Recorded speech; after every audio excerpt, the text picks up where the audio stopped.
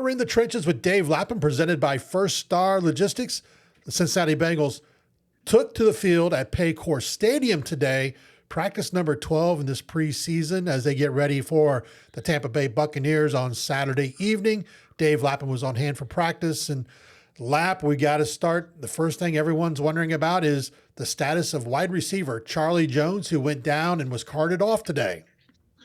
Yeah, he was, and he was in the locker room, walking gingerly. Can't say that he was had any kind of pep in his step. It was a non-contact knee injury that when you're just running a route, 7-on-7 period.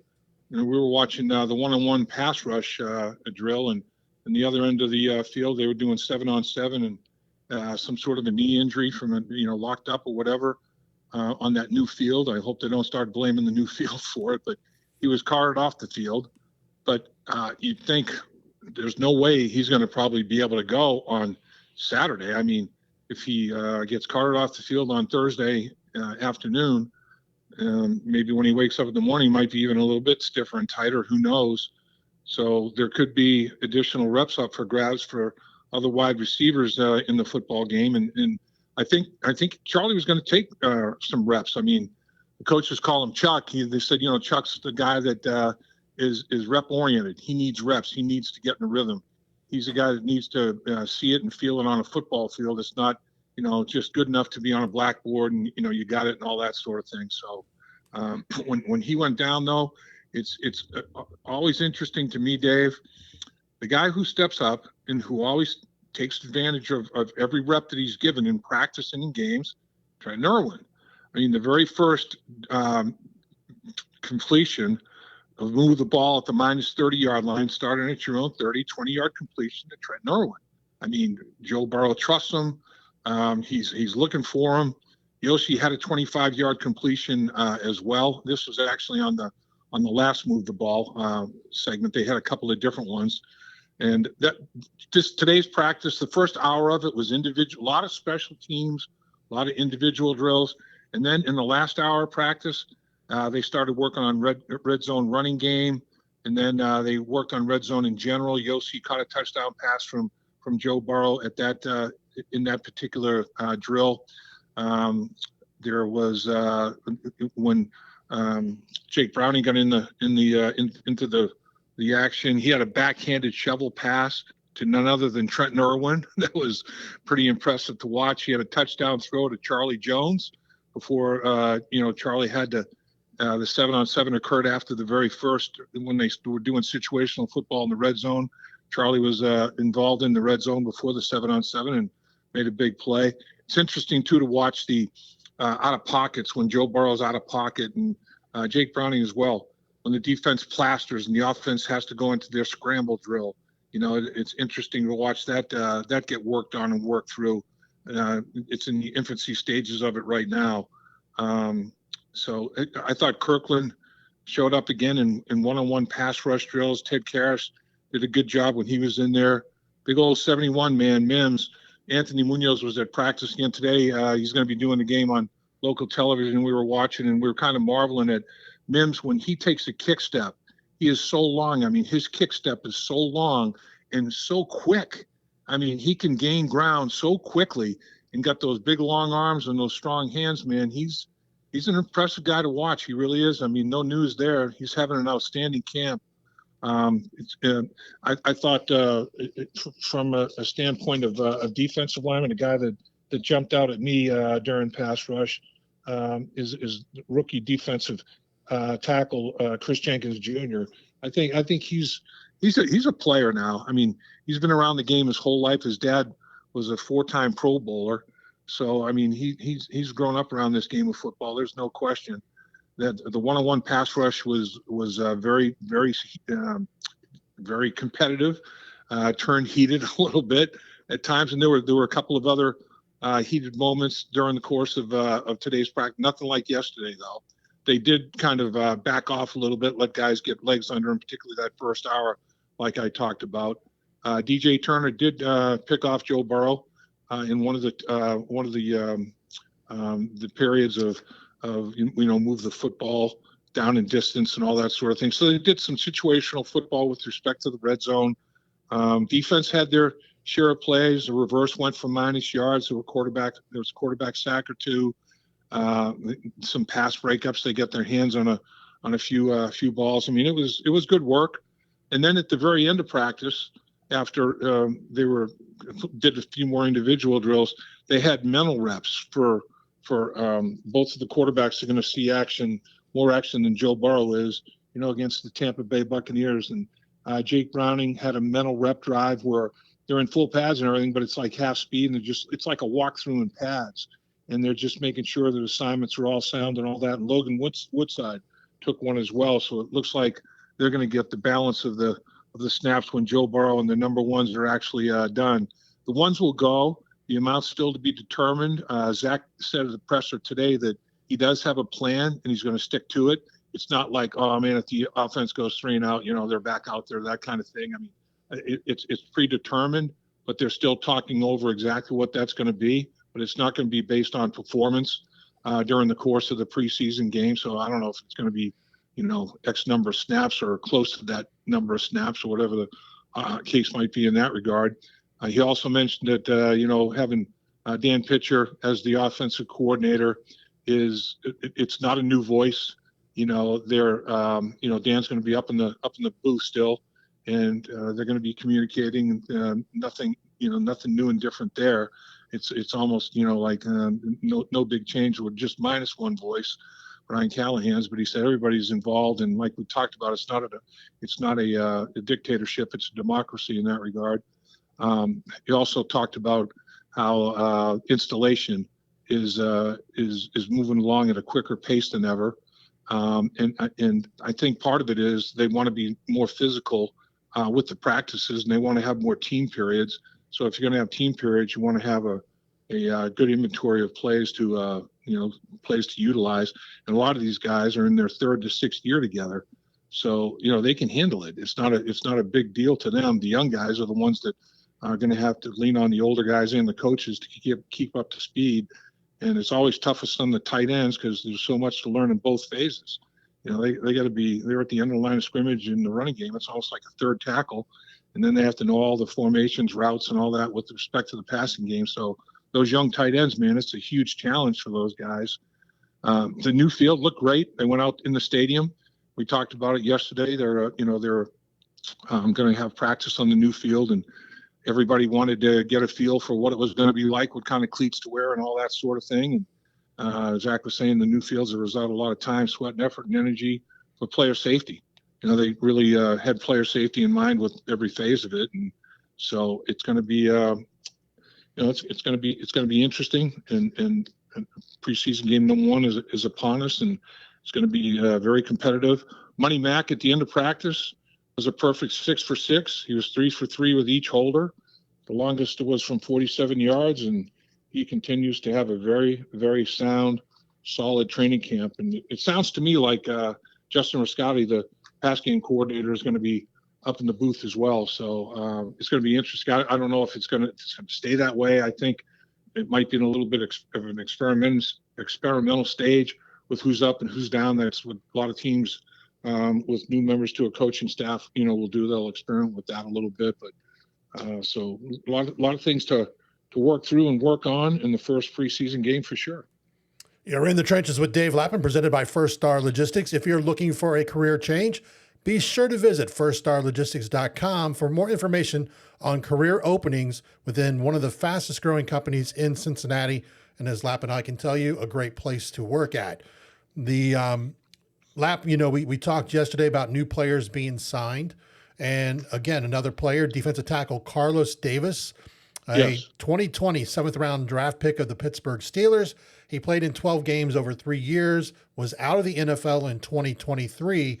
This spring, he played for the Birmingham Stallions of the UFL. He's a 6'2", 320-pound defensive tackle, twin brother of defensive tackle Khalil Davis of the Texans. What do you think about this young man? Yeah, I mean, he jumped right into it. I mean, he was involved, took a lot of reps in the one-on-one pass rush. He was wearing number 73.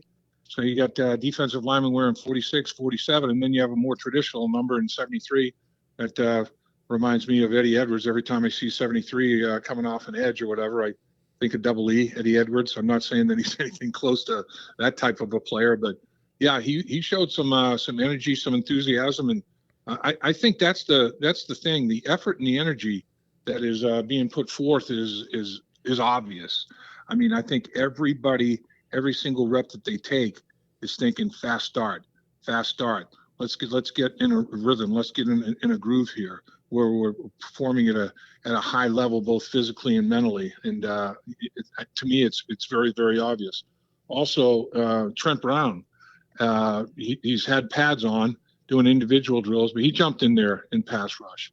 And Trent Brown is a guy that another one that when you watch him move at the size that he is, I don't know what he is, 385, 390 pounds, whatever the heck he is, at 6'8" plus. I mean, man, he takes that big old kick step and gets those long arms out there and he engulfs people. His very first rep. I mean, here's a guy that really hasn't done much of anything, and he comes right off the street as such, I mean, observing practices and jumps right in there in pass rush. And first one was a little bit of rust and dust to knock off, but his second pass rush opportunity, man, he just engulfed them. It's like, geez, these guys are huge.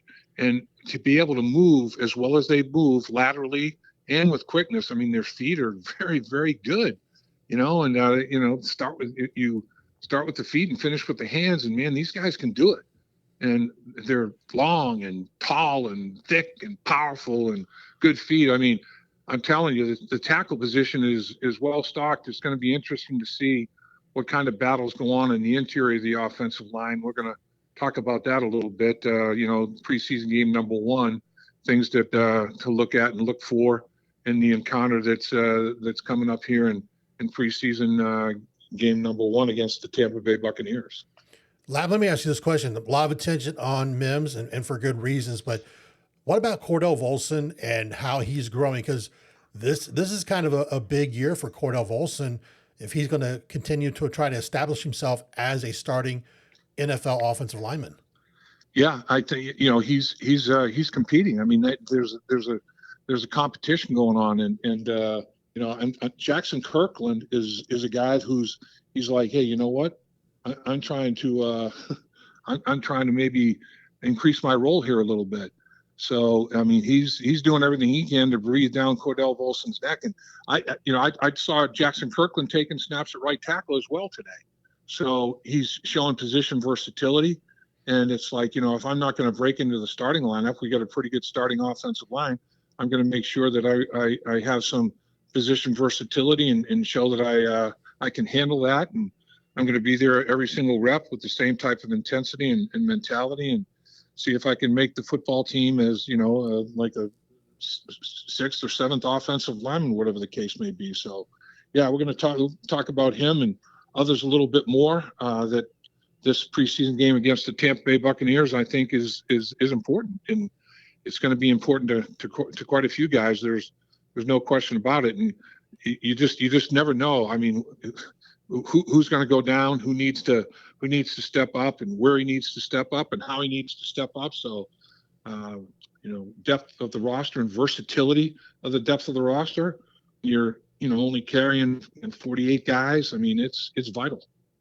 You want to make sure you are staying with Dave Lapham in the trenches. As like Lap said, we're going to be talking about the first preseason game in a separate episode outside of this practice report. So be sure to hit that subscribe button if you haven't done so already, so you know when we release that. Lap, let me ask you, you've been around a lot of training camps. You always, teams and coaches and those who are around training camps, usually by the time we get to where we're at right now, start to get a feel for a team. What's your thoughts on this team right now? 12 practices in, first preseason game coming up.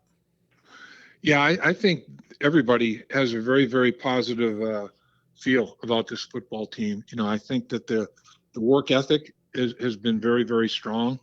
I think, as we've talked about, when you have alpha dogs like, Joe Burrow, first and foremost, and when your star quarterback is got the nose to the grindstone work ethic that Joe Burrow does, it makes everybody else say, man, this guy is, he's one of the best in the business.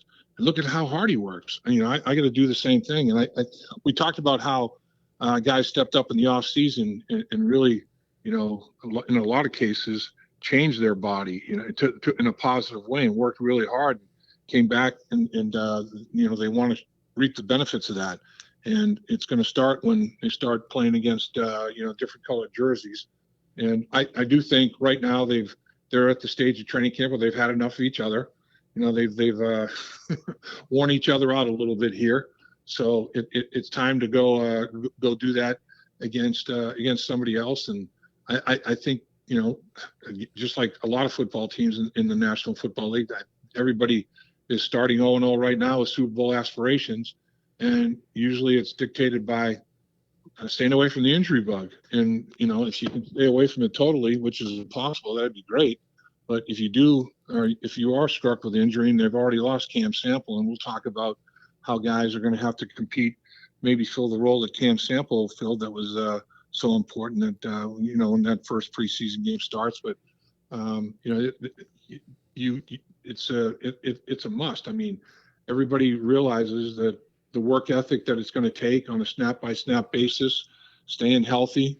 If you can avoid that injury bug, this roster is well constructed, well built, just like a lot of them are in the National Football League. And I think that they feel like, you know what, if we can keep our top, 25 to 30 players and not suffer any injury in regard to that, we can compete with anybody. And there's other teams in the league, obviously, that feel the exact same way. So it's going to be interesting. And as is always the case, now Darren Simmons' special teams, they're going to start to be formulated based on, what transpires in these preseason games. You can look great in practice covering kicks on special teams when, there's nobody, there's no tackling and it's not full speed. When the bullets start to fly, that's when guys separate themselves a little bit, and that'll be another thing to monitor as well. Who's going to step up and get things done in special teams to the back end of that roster. You've been in the trenches with Dave Lapham, presented by First Star Logistics. Do us a favor, hit that like button on every video that we put out. Also, subscribe to In the Trenches with Dave Lapham if you haven't done so already. We also want to take this time and say, we stress, please leave comments. We love to see the comments on every video we put out to see what's on your mind. Until next time, this is Dave Burke for Dave Lapham. Hooday. Hooday, Dave. Dave Lapham here, and every day I am grateful for my experience to have played professional football. As a player, I realized self-motivation, leadership, and appreciating your teammates are key. At First Star Logistics, you can use those same attributes to create the life you want for you and your family. Build your future by working hard like I did. You'll see results both on and off the field. Call First Star Logistics today and be part of our winning team. Opportunity knocking.